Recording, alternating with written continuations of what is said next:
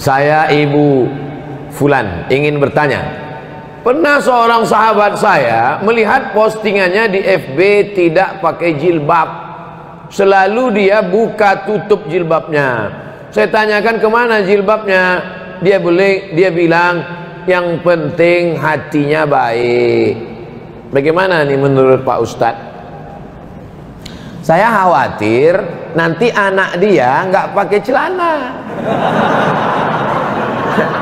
Ini kan emaknya nih. Pepatah kita mengatakan kalau anak kencing berdiri, maka cucunya kencing maraton. Ini sekarang emaknya nih nggak pakai jilbab, nanti anaknya nggak pakai celana. Pas ditanya anaknya, kok nggak pakai celana? Yang penting hatinya baik.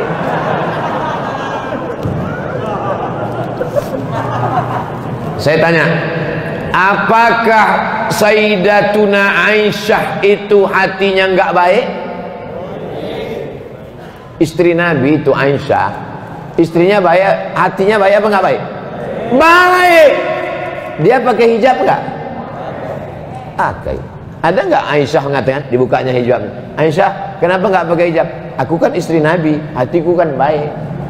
Kalian semua kan anak-anakku. Wa azwajuhu ummahatukum, istri Nabi itu adalah ibu kamu.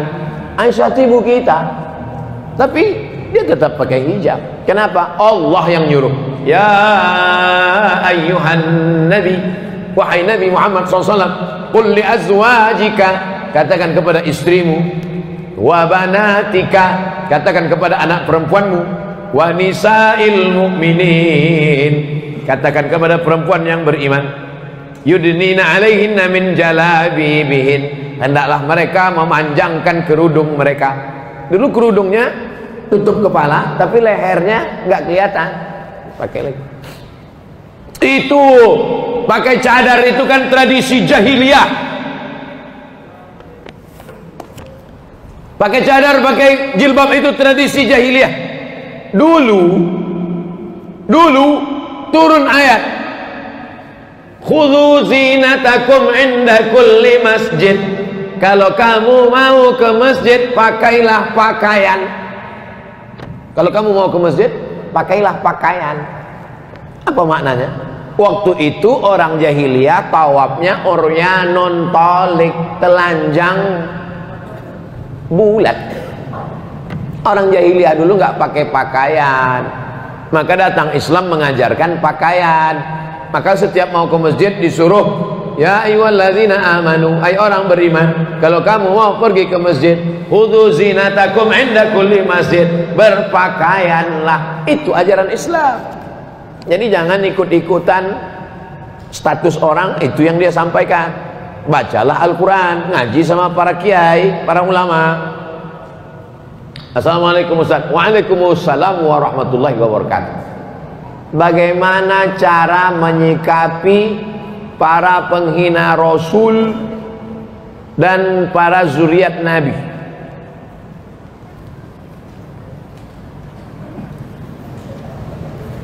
Kalau engkau punya kekuasaan, kau tegakkan hukum. Man ra'a minkum munkaran falyughayyirhu biyadihi. Sebagaimana Abu Bakar Umar. Abu Bakar mengirim pasukan kepada penghina Rasul di kampung namanya Yamamah. Nama orangnya Musailamah. Kirim pasukan. Dipancung kepala Musailamah. Yang memancung namanya Wahsy. Wahsyilah dulu yang membunuh Hamzah bin Abdul Muttalib. Tanganku ini dulu yang memancung kepala Hamzah. Hari ini aku memancung kepala Musailamah. Kalau dulu sebelum Islam ini memotong kepala sahabat Nabi, paman Nabi. Sekarang setelah Islam ini memancung kepala musuh Allah Subhanahu wa taala. Kalau sanggup punya kekuasaan. Yang tak punya kekuasaan, fabilisani, dengan lidah. Jangan hina Nabi, jangan hina zuriat Nabi dengan suara. Tak juga sanggup, takut dengan mulut, dengan hati, diam aja lah. Kalau kau tak sanggup membela, diam. boykot, jangan lagi pakai mobil Prancis, jangan lagi pakai deterjen Prancis, jangan lagi pakai susu, teh, kopi Prancis, pakai aja kopi tai musang.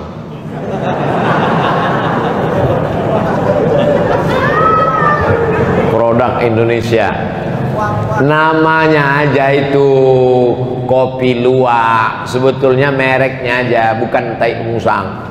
Kalau memang betul kopi tai musang itu satu gelasnya $100, setiap diminum satu tetes menetes air mata. 1.300.000 guys.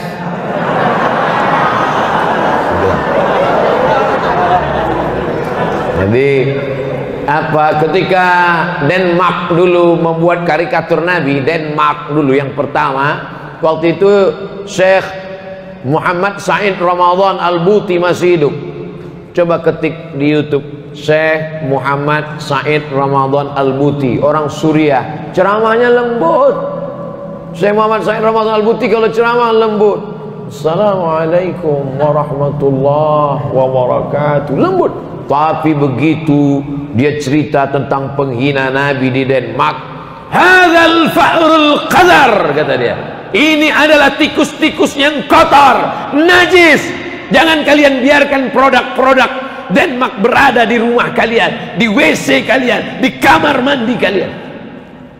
Illa Rasulullah, semua tidak apa-apa kecuali Rasulullah. Jangan sampai kalian hina Nabi Muhammad sallallahu alaihi wasallam. Ulama jangan sampai dihina. Kalau agamamu dihinakan, ulamamu dihinakan, dan kau diam, maka gantilah bajumu dengan kain kapan.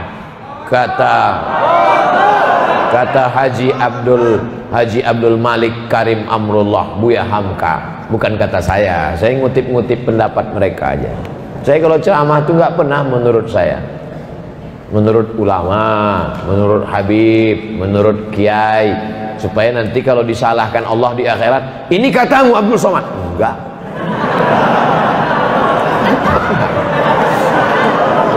Saya nggak berani menurut saya. Mana pernah saya ceramah menurut saya? Enggak. Yang selamat di akhirat itu nanti saya. Karena saya nggak pernah pakai menurut saya. Sampaikan Al-Quran, sampaikan hadis, sampaikan fatwa ulama, sampaikan pesan para habaib, sampaikan pesan para kiai, cerdaskan umat. Habis waktu baca doa, selesai pulang.